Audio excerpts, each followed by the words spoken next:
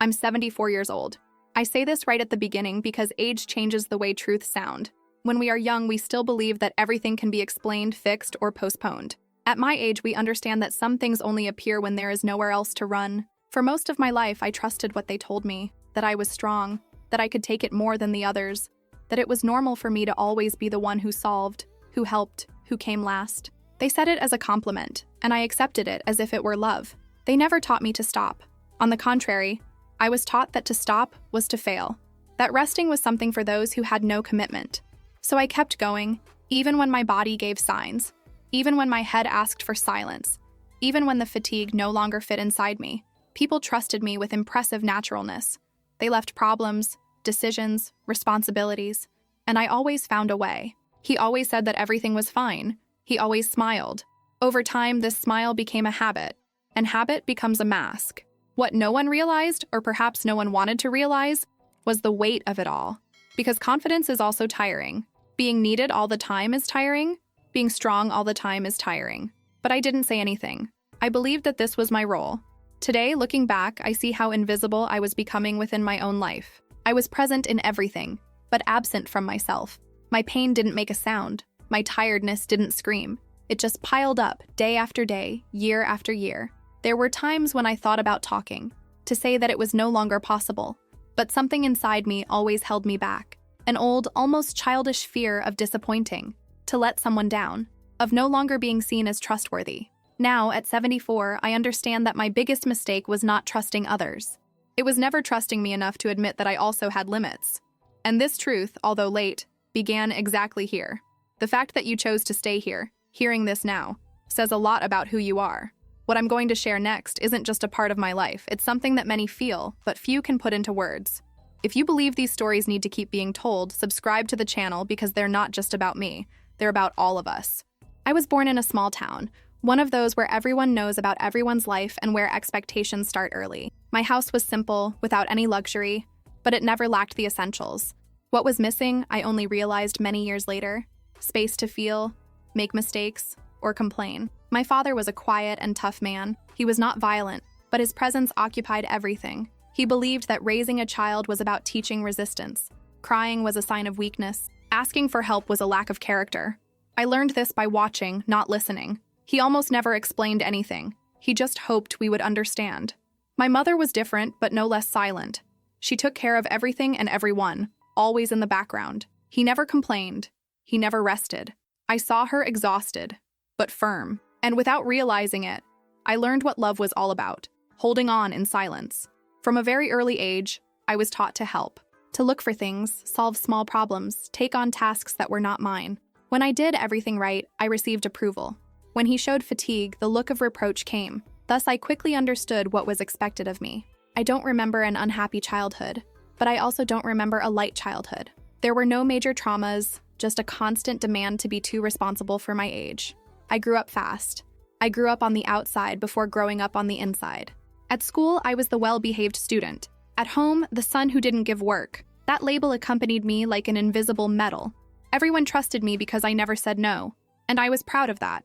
Over time, this behavior ceased to be a choice and became an obligation. I no longer knew who I was without this function of good boy, reliable son, the one who helps. My worth seemed always linked to how much I could bear. Today, looking back at that beginning, I see that my fatigue didn't come out of nowhere. It started there, in that simple house, in that constant silence, in that unspoken lesson that to exist was to serve. And I took that with me for the rest of my life. It was as a boy that I understood that being quiet was safer than talking. In my house, words had weight, and sometimes that weight was too much for those who just wanted to be heard. So I observed, kept, and moved on, believing that silence prevented problems. My father didn't need to raise his voice to impose his presence. All it took was a harder look, a heavy sigh, and everyone knew it was better not to insist. When I tried to explain something or show discomfort, he just said that I needed to be stronger. That ended any conversation. My mother rarely interfered. She nodded, as if she had already learned that arguing didn't change anything. I saw in her an old tiredness, but I also saw acceptance. That taught me that resisting in silence was a way to survive. Over time, I began to swallow my own desires. If something bothered me, I told myself it wasn't important. If it hurt, I thought it would pass. If I got tired, I remembered that others could handle more. And so, little by little, I erased my own limits. At school, this behavior was praised. Teachers said I was mature for my age. Colleagues trusted me. I resolved conflicts, helped with the work, took on responsibilities. That reinforced the idea that to keep quiet and endure earned recognition. But inside me, something was beginning to get confused. I no longer knew how to distinguish what I wanted from what was expected of me. My inner voice was getting low, almost imperceptible. And the more I kept quiet, the more people spoke for me. There were days when I felt like exploding, saying that it wasn't fair, that I was also getting tired. But soon came the guilt, the feeling of exaggerating, of being ungrateful. Then I took a deep breath and continued. Today I understand that it was there that I learned to disappear little by little. Not dramatically, but quietly. I learned to occupy space without existing entirely.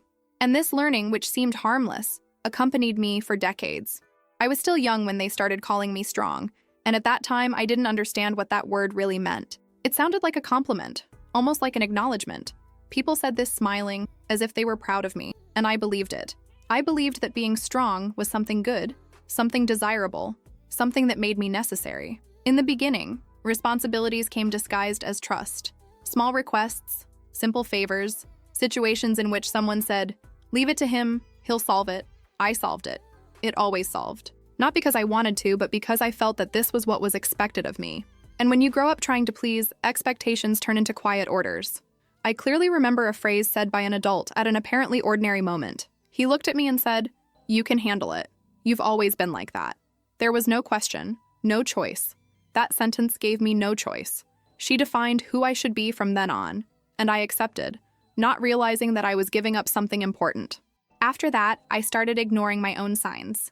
If I felt tired, I told myself that it was normal. If something bothered me, I thought it was an exaggeration. I learned to control myself, to silence myself, to move forward even when something inside me asked for a break. Being strong has become the rule. Failure turned into fear. The more I responded, the more people leaned on me. Family, acquaintances, colleagues. Everyone trusted. Everyone was counting on me, and no one asked if I was okay. Their confidence grew in the same proportion as I decreased inside. There were times when I felt like saying no, moments when the body weighed down, when the head seemed too full. But something stopped me, an old fear, difficult to explain, the fear of disappointing, the fear of losing value, the fear of not being seen. Over time, I realized that my worth was completely tied to my usefulness. I was not loved for what I felt, but for what I did.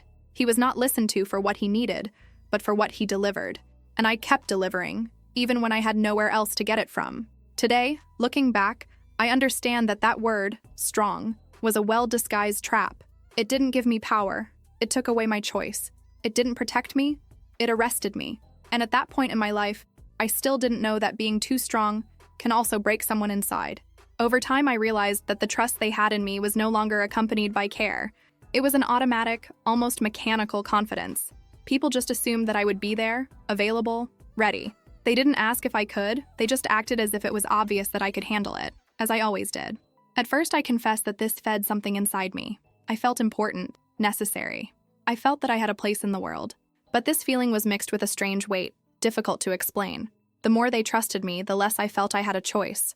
It was as if my usefulness had swallowed my identity. My routine started to revolve around others. If someone needed help, I adjusted my schedules. If a problem arose, my plans were the first to be put aside. Gradually, I postponed everything that was mine. And when I realized there was nothing left to postpone, my desires had simply disappeared. The most painful thing is that no one would hold me by force.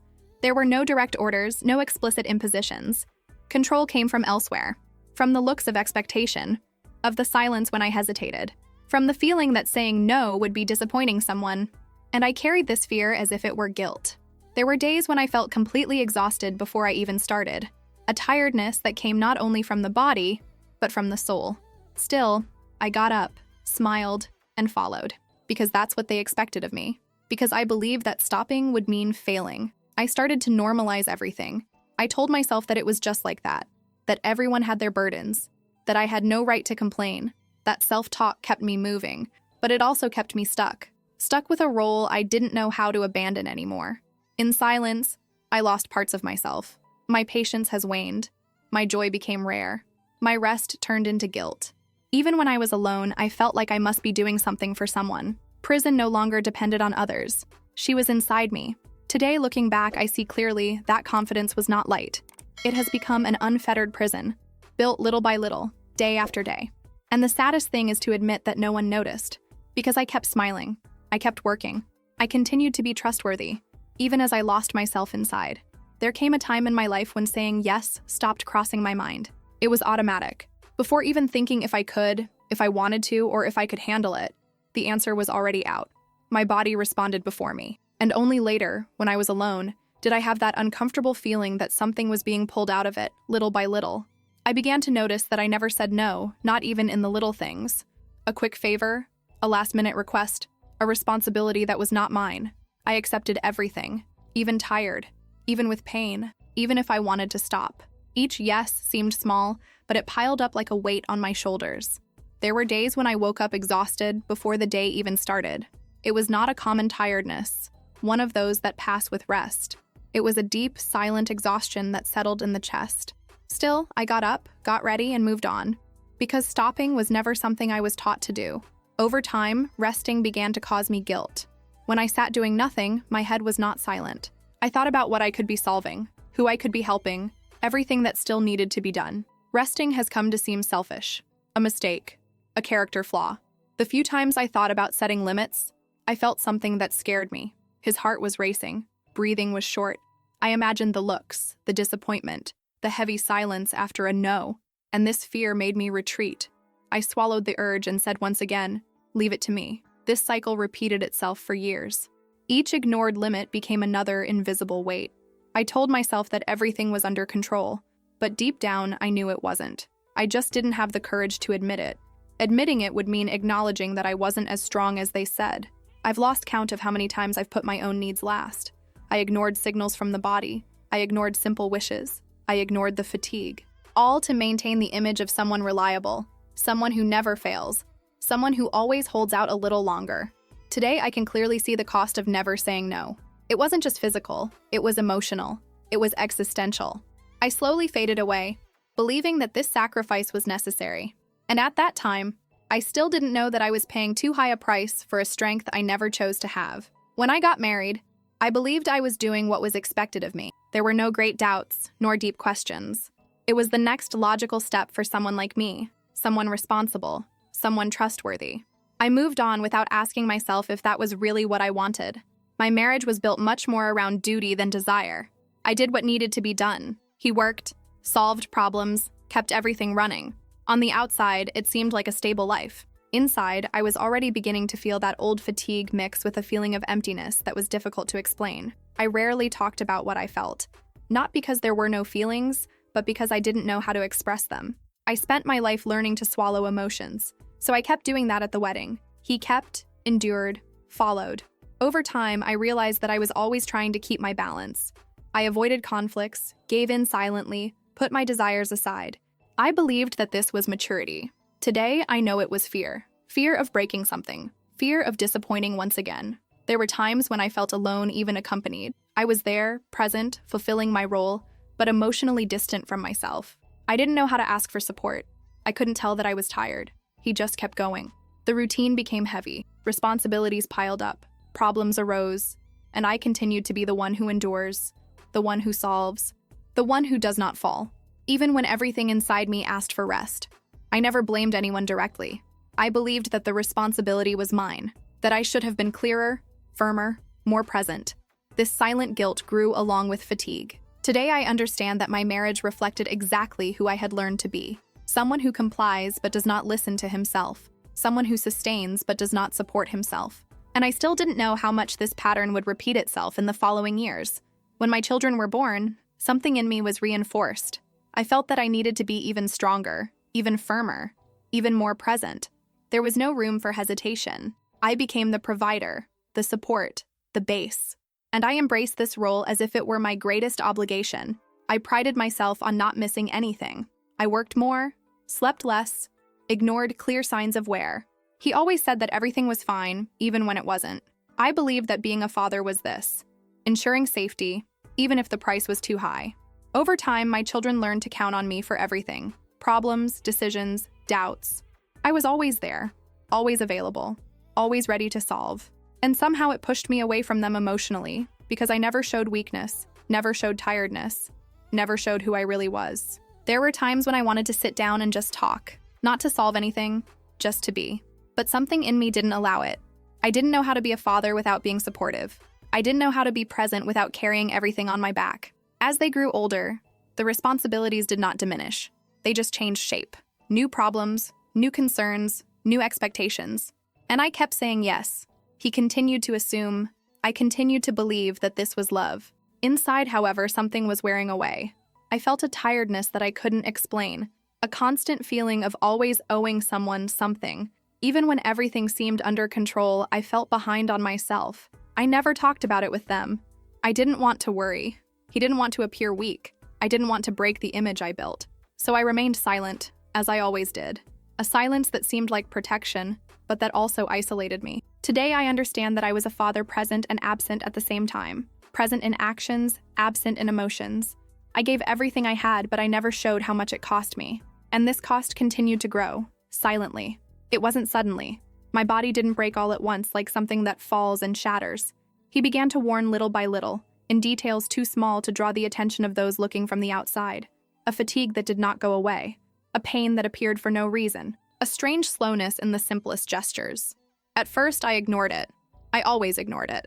I told myself that it was age coming, that it was normal, that I was part of it. After all, I had already endured so much that it seemed little.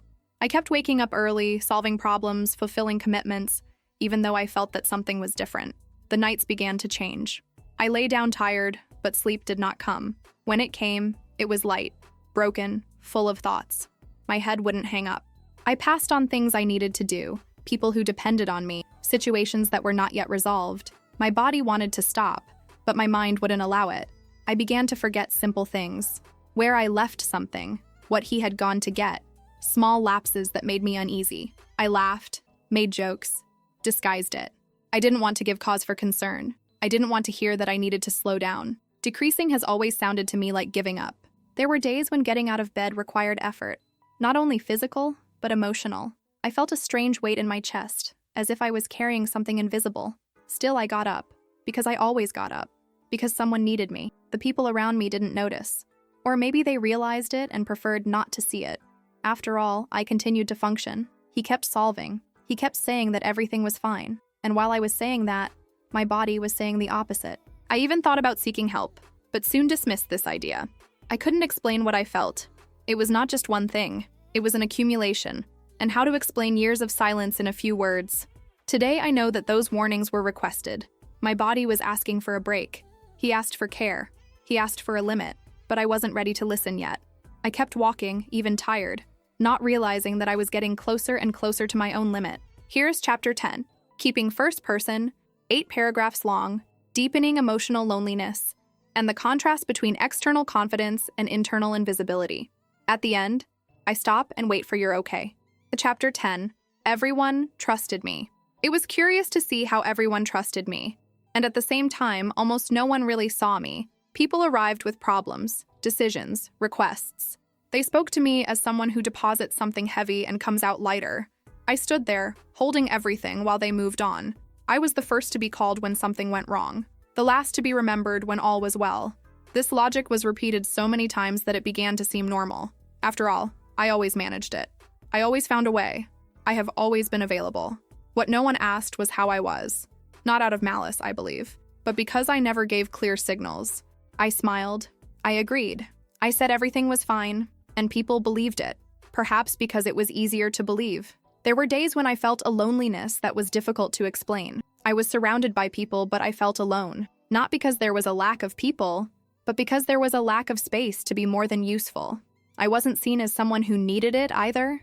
Sometimes I found myself wondering what would happen if I just stopped, if I said I couldn't do it anymore, if I really failed. Would anyone notice my tiredness? Or would they just miss what I was doing?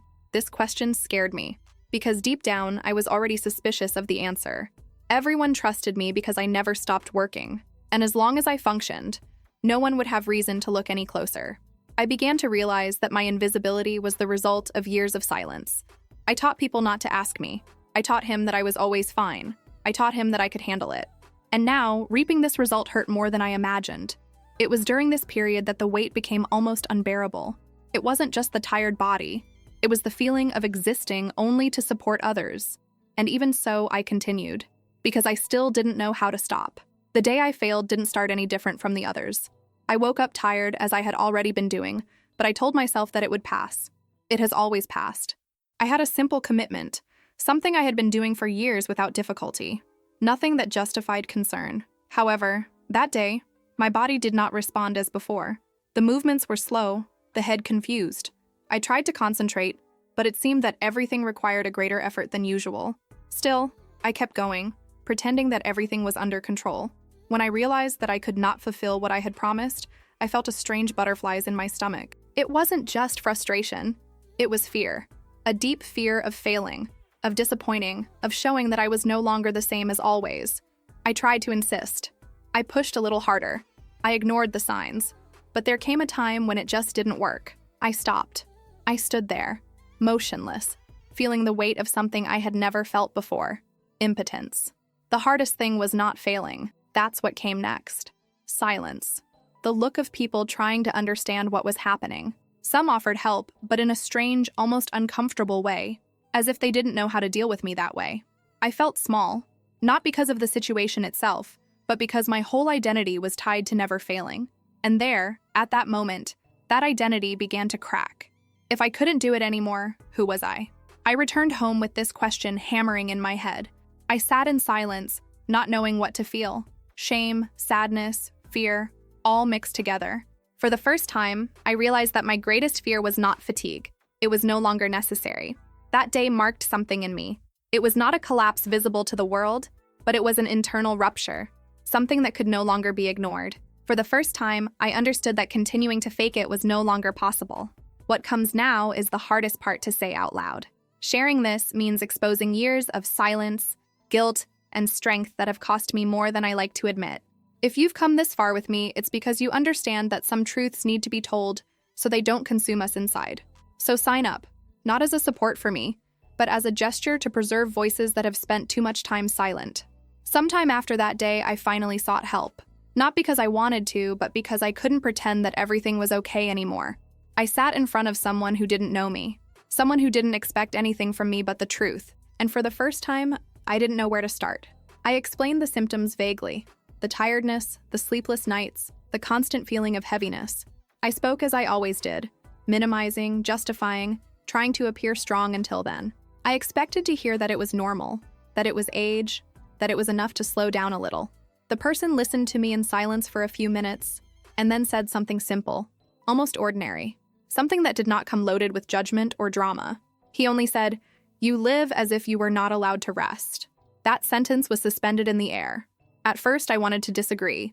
I wanted to explain, justify, argue, but I couldn't. Something inside me gave way, as if someone had put words into something I felt all my life, but never been able to name. That phrase began to echo inside me: permission to rest. I had never thought of it that way. I always believed that resting was something that is achieved after completing everything, and I never fulfilled everything, because there was always more. I left there different, although nothing had changed on the outside. I walked down the street slowly, observing simple things: people sitting, talking, living. For the first time, I wondered when I had stopped living and started just functioning. Over the next few days, I began to revisit my own story. I remembered the phrases, the expectations, the silence. I began to realize that much of what I carried was not my choice, nor my fault. It was something that was put to me too soon and never questioned.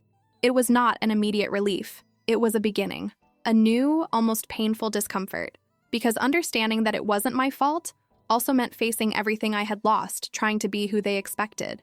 And this truth, while liberating, also hurt. After that sentence, something inside me began to reorganize. It was not quick or easy. It was like fiddling with boxes that had been stored for decades, full of things that I avoided touching. Each memory was accompanied by a question that I had never allowed myself to ask. Why did I think I had to endure everything alone? I started to look at my past with different eyes. The demands, the silences, the expectations. Everything that I had always treated as normal began to take on another meaning. It was not strength. It was adaptation. It was not a choice. It was learning. And I learned too soon to shut up. I realized how much I was controlled by ideas that I never questioned. The idea that my value was in serving, that resting was weakness, that saying no was selfish. These ideas have accompanied me as absolute truths, when in reality they were just silent rules imposed over time. Guilt has always been present in my life, even for no clear reason. Guilt for getting tired, guilt for thinking of me, guilt for imagining a different life. And, little by little, I began to understand that this guilt was not born with me. It was built, reinforced, repeated until it felt like part of who I was. There were difficult moments in this process. Understanding that it wasn't my fault meant admitting that I was hurt in subtle, almost invisible ways.